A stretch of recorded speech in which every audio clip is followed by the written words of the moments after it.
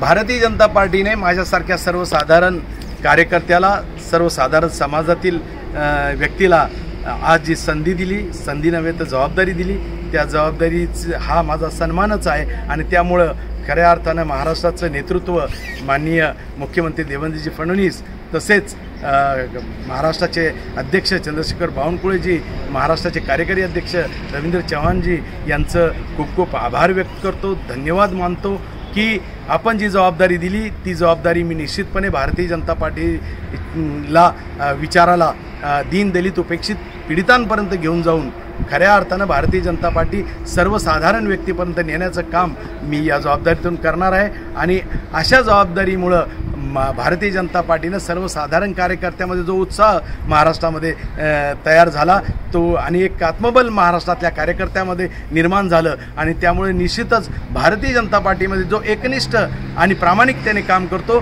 त्याला निश्चित सन्मान केला जातो। हे फक्त भारतीय जनता पार्टीतच घडू शकतं आणि म्हणून परत एकदा मी सर्व नेत्यांचं आभार व्यक्त करतो।